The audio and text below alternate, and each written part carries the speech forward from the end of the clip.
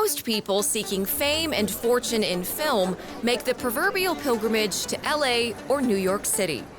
As soon as somebody gets out of a car with a camera, you have like 6 cops like flee to you and just like, you guys got a permit? We're gonna call Film LA, and also here's my resume and my headshot. But for Austin couple Lindsay Robertson and Joey LePage, sometimes to make a movie, you have to make a trip home. Austin has been the most lovely place to make something. It has only felt recently possible, or feels more possible in the past 5 or 7 years than it did 20 years ago. I think that's really heartening to see that you can be a working professional in the industry and still live in a place as comfortable and welcoming and unique as Austin. And Austin is the star of their film debut, Party People, a love letter to their hometown, including iconic locations like P. Terry's, the Capitol, and dive bar, the Cloak Room. The coming-of-age comedy happens all in one night as 15 college freshmen try to get to their first big party. Get excited. Our first real college party. Kind of set the tone for the rest of the year. I'm going to that party tonight. Robertson and LePage wanted to channel fellow Austinite Richard Linklater's Dazed and Confused. I hope they get the waves of nostalgia of like, I hope they see themselves in one of these characters. They see, oh man, I really relate to that. While giving audiences a contemporary essence of Austin.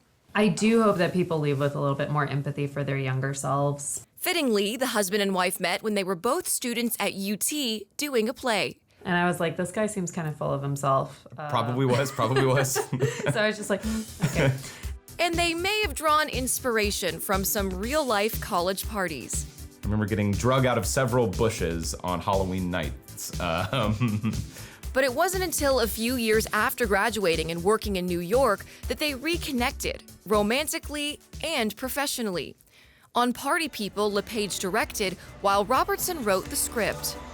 And so it's kind of nice to have that united front on set as well, where you just have a team member who you know has your back. Now, to be sure, we still bicker all the time.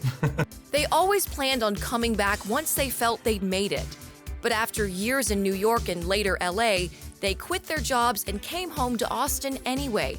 Not a defeat, but an adaptation of their dream. There was always a drawback to Austin, but we thought we had to hit some sort of point before that happened. We had to achieve something, and then you could, you know, if you were Sandra Bullock or Matthew McConaughey, you could come back here and sure, LA will keep calling you. The couple says it's thanks to their family, friends, local businesses, and Austin's local talent that their film was possible. And in October, their venture paid off. You're a freshman. This week is important.